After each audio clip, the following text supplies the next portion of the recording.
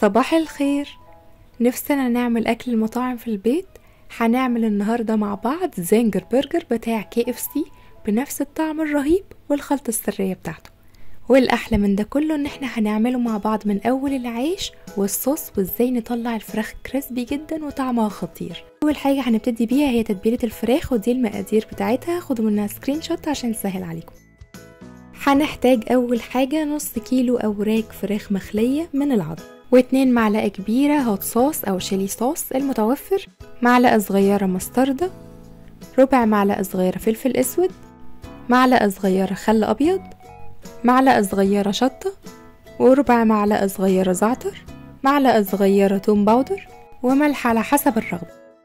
ودلوقتي هنتبل مع بعض الفراخ. هنحط على الأوراق المخلية من العظم كل المكونات اللي احنا قلناها. أكتر جزء بحب استخدمه في الفراخ في الوصفة دي بالذات هي الأوراق المخلية، لأن لحم الأوراق بطبعه بيكون أطرى وتندر أكتر من الصدور، فبيبقى جميل جدا في الوصفة دي. الوصفة دي على قد ما هي سهلة جدا بس فيها ديتيلز بسيطة لو مشينا عليها هنطلعها أحلى كمان من اللي بتتباع بره. الملح على حسب الرغبة، بس أنا استخدمت نص معلقة صغيرة وكان مظبوط جدا. هنقلب كل المكونات مع بعض واسيبها تتبل حوالي ساعتين واروح اعمل الصوص ده طعمه لذيذ جدا، يمكن احلى حاجة في الساندوتش اللي احنا هنعمله مع بعض النهاردة. دي مقاديره. هنحتاج 4 معالق كبيرة كاتشب، نص كوباية مايونيز، 2 معلقة كبيرة شيلي صوص، معلقة صغيرة مستردة، معلقة صغيرة عسل ابيض، رشة ملح بسيطة، ربع معلقة صغيرة شطة، وربع معلقة صغيرة فلفل اسود. وعلشان نعمل الصوص هنحط في بولة كل المكونات اللي احنا لسه قايلينها. المايونيز، وطبعا احنا لو عايزين نعمل كمية فراخ الضعف كيلو مثلا فهنضاعف كمان كمية الصوص، وهنضاعف كمية الدقيق اللي هنيجي نتبل فيه بعد كده، وهكذا. وحطينا كمان الكاتشب والشيلي صوص والمستردة والعسل. في الوصفة دي مش هتحسوا بطعمه ان هو حاجة مسكرة، هو بس بيظبط الطعم وبيخليه لذيذ جدا. والشطة والفلفل الاسود والملح. الملح يا دوبك رشة بسيطة. هنقلب كل المكونات دي مع بعض ويبقى بكده الصوص جاهز عندي. وطبعا مفيش كريسبي وحاجات اخر قرمشه من غير ما نعمل الكفر اللي بره بالدقيق والبيض اللي احنا متعودين عليه، وازاي نطلعه ناجح جدا واحلى كمان من اللي بنجيبه من بره. واحلى حاجه فيه انه بيفضل كريسبي معاكم لفترات طويله، مش بس اول ما بتطلعوه. ودي المقادير بتاعته. تعالوا نشوف هنعمله ازاي. هنحتاج كوبايتين دقيق، وهنحط عليهم نص معلقه صغيره شطه وربع معلقه صغيره ملح. وطبعا ما نكترش الملح في الدقيق لان احنا حاطين ملح في الصوص وفي التتبيلة، فمش عايزين يطلع حادق زيادة عن اللزوم. تاني حاجة هنحتاجها هي خليط الحليب والبيض.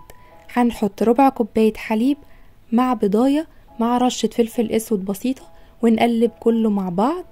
يعني حطيت حوالي ربع معلقة صغيرة فلفل اسود، وبكده بقى جاهز معايا. تعالوا بقى نشوف ازاي نطلع طبقة كريسبي رهيبة. اول حاجة بنجيب الفراخ ونحطها في خليط الدقيق ونفضل نقلب فيها كده ونعمل تمويجات في الدقيق وننفضها. التنفيضة دي بتخليها تعمل تعريجات جميلة جدا، دي اللي بتعمل في الاخر الطبقة الكريسبي اللي انتوا بتشوفوها. بعد كده بحطها في الخليط بتاع الحليب والبيض. بعد ما اتأكد ان هي اتغطت كويس بيه بصفيها وبرجعها تاني على الدقيق للمرة التانية.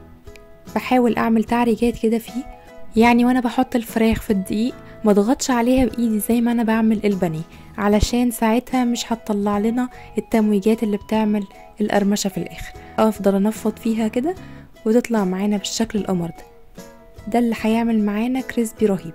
زي ما انتم شايفين انا بقلي في حله مش في طاسه. اي حاجه بنبقى نفسنا تطلع كريسبي جدا ومقرمشه زي بره ما نقليهاش في حاجه مسطحه، نقليها في قلايه غويطه علشان نضمن ان قطعة الفراخ تكون متغطية بالزيت السخن من كل الاتجاهات، بحيث انها تطلع اولا مستوية، ثانيا تكون مقرمشة وجميلة. الحاجة التانية ان الزيت يكون سخن جدا وانا بنزل قطعة الفراخ. الحاجة التالتة ان احنا بعد ما نحطها في الزيت يكون سخن جدا بنقلل درجة الحرارة لدرجة متوسطة علشان نضمن ان هي بتكمل سواها وما تطلعش من جوه مش مستويه. واهم حاجه ما نقلبش فيها اول ما نحطها، لازم الكفر اللي عليها يتماسك شويه يبقى لونه ذهبي، وبعد كده نقدر نقلب فيها براحتنا.